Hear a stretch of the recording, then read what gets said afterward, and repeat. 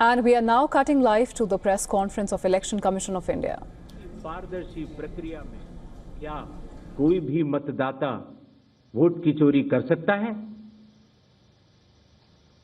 कुछ मतदाताओं द्वारा दोहरे मतदान के आरोप लगाए गए।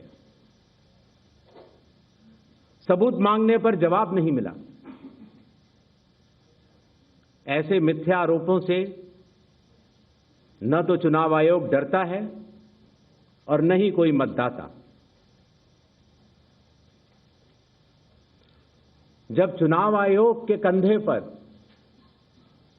बंदूक रखकर भारत के मतदाताओं को निशाना बनाकर राजनीति की जा रही हो, तो आज चुनाव आयोग सबको स्पष्ट करना चाहता है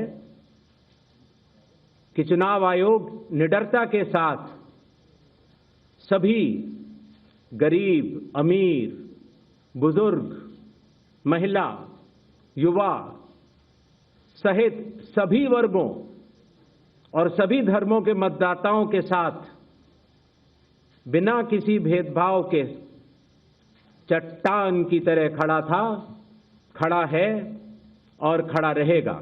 जय हिंद, जय Bharat.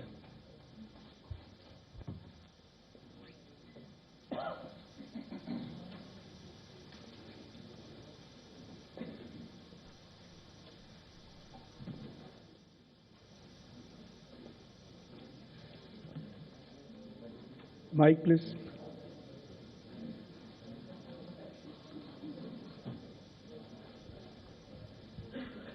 Sir, good evening. I am Prashant from Asianet News. Sir, here. Prashant from Asianet News. As you know, after Rahul Gandhi's press conference, there are many issues coming up from different states, including states like Kerala. Will you initiate an inquiry into all these allegations which are coming from different states? Next, 5 questions. 22.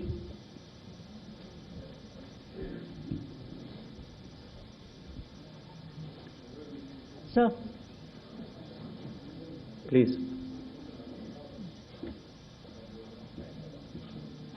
Yeah. Please. Yeah. Go ahead. Yeah. Sir, Aishwarya Paliwal from Aaj Tak and India Today. Sir, 2 questions. First, sir, a lot of political parties have asked certain questions, but do you think all those questions are actually pointing towards the need for SIR? So, second question is what arrangements you've made for the vulnerable groups? Because a lot of people are asking senior citizens, migrants, marginalized. So, if you can focus on that, sir. Okay. 163. So, Shriparna from the Hindu newspaper. Sir, during door-to-door survey and enumeration, how many Nepali, Bangladeshi and Myanmarese nationals were found by BLOs? Does the Election Commission have any figures? 80. I'm coming, sir. We have enough time, sir. 80. Ganesh Kumar ji, how are you? I think you are well. This is Sandeep Shornokar from Bardhaman newspaper. It's West Bengal, one of the largest newspaper. मेरा question ये है कि बिहार के बाद बंगाल में कब SIR शुरू हो रहा है? 164.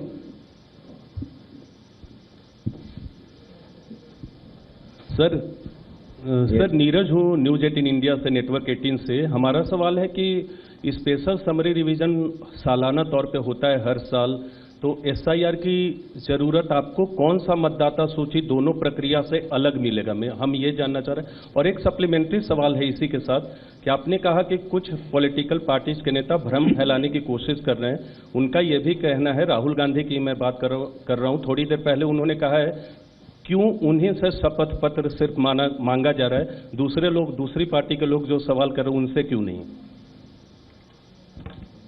तो इन 5 सवालों को पहले ले लेते हैं।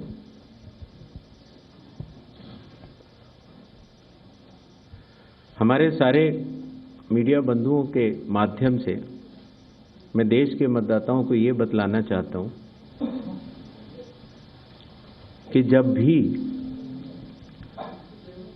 मतदाता सूची का रिवीजन होता है तो तो उसकी प्रक्रिया वही होती है जो मैंने आपको अभी शुरू में बताई, अर्थात सबसे पहले बूथ लेवल ऑफिसर्स और BLAs, राजनीतिक दलों के BLAs मिलकर एक ड्राफ्ट तैयार करते हैं और उसके बाद सभी राजनीतिक दलों को और उसी असेंबली कॉन्स्टिट्यूएंसी के मतदाताओं को ये अधिकार होता है कि वो उसमें त्रुटियां सुधारने के लिए आवेदन कर सकें।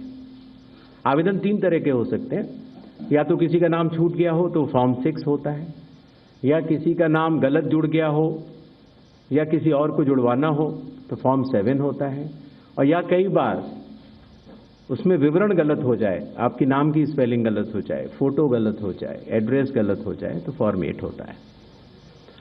तो ये क्लेम्स एंड ऑब्जेक्शंस का जो पीरियड होता है ये बहुत महत्वपूर्ण होता है और इसमें सभी राजनीतिक दलों की भागीदारी और मतदाताओं की भागीदारी भी आवश्यक होती है। जब ये सारे क्लेम्स एंड ऑब्जेक्शंस आ जाते हैं तो उसके बाद जो उस इलाके का SDM होता है, जिसको कई जगहों पर इलेक्टोरल रजिस्ट्रेशन ऑफिसर भी बोलते हैं, जो कि स्टेट गवर्नमेंट का एक अधिकारी होता है, वो उस पर एक निर्णय लेता है और निर्णय करने के बाद एक अंतिम सूची का प्रकाशन करता है। ये प्रक्रिया मैं आपके माध्यम से सभी मतदाताओं को बताना चाहता हूं, जिससे कि उन्हें भी सनद रहे कि पूरी प्रक्रिया होती क्या है। तो एक बार जब SDM की तरफ से अंतिम सूची प्रकाशित कर दी जाती है, और याद रहे कि प्रारूप अर्थात ड्राफ्ट सूची भी पॉलिटिकल पार्टी से शेयर की जाती है और अंतिम सूची भी पॉलिटिकल पार्टी से शेयर की जाती है, और आजकल चूंकि तकनीकी का जमाना है तो वेबसाइट पर भी इलेक्शन कमीशन की अवेलेबल होती है। इसके बाद भी अगर कोई भी त्रुटि रह जाए तो उस जिले के DM के पास एक अपील होती है, और अगर DM से भी उस त्रुटि का समाधान न निकले तो उसके ऊपर उस प्रदेश के चीफ इलेक्टोरल ऑफिसर के पास एक अपील होती है। जो अंतिम सूची प्रकाशित हो जाती है उसके ऊपर हो जाते हैं चुनाव। जब चुनाव होते हैं तो पॉलिटिकल पार्टीज अपने कैंडिडेट्स को खड़ा करती हैं और उन कैंडिडेट्स को यह सूची एक बार फिर दे दी जाती है कि इस सूची के ऊपर मतदान होगा, और ये सूची मतदान केंद्रवार दी जाती। इस प्रक्रिया के बाद जब चुनावी मतदान होता है तो मतदान केंद्र के अंदर हर प्रत्याशी को यह अधिकार होता है कि वो पोलिंग एजेंट्स को नामित करे, और वही सूची पोलिंग एजेंट्स के पास भी होती है। तो उदाहरण के तौर पर जब हमारा कोई मतदाता जब मतदान करने जाता है तो पोलिंग एजेंट्स देखते हैं, और अगर कोई गलत व्यक्ति जा रहा है या कोई 2 बार जा रहा है तो उसके ऊपर ऑब्जेक्शन भी कर सकते हैं। मतदान प्रक्रिया समाप्त होने के बाद मतगणना होती है, और मतगणना के बाद रिटर्निंग ऑफिसर रिजल्ट्स डिक्लेयर कर देते हैं। ये एक डिसेंट्रलाइज्ड कंस्ट्रक्ट है। संविधान के अनुसार ये पूरी जिम्मेदारी चुनाव आयोग की है, लेकिन लोक प्रतिनिधित्व कानून के तहत चुनाव आयोग तो एक छोटा सा 800 लोगों का एक समूह है, तो लोक प्रतिनिधित्व कानून के तहत चीफ इलेक्टोरल ऑफिसर, हर जिले का डिस्ट्रिक्ट कलेक्टर, जिसको डिस्ट्रिक्ट इलेक्टोरल ऑफिसर भी कहा जाता है, हर असेंबली कॉन्स्टिट्यूएंसी का इलेक्टोरल रजिस्ट्रेशन ऑफिसर जो कि SDM भी होता है, बूथ लेवल ऑफिसर्स, ये सभी के सभी सिर्फ इसी काम के लिए चुनाव आयोग के पास डेपुटेशन पर भी रहते हैं, सिर्फ मतदाता सूची और मतदान कराने के लिए। तो जब रिटर्निंग ऑफिसर रिजल्ट डिक्लेयर कर देता है, उसके बाद भी कानून में प्राविधान है कि आप 45 डेज के अंदर आप उच्च न्यायालय जाकर एक चुनावी याचिका दायर कर सकते हैं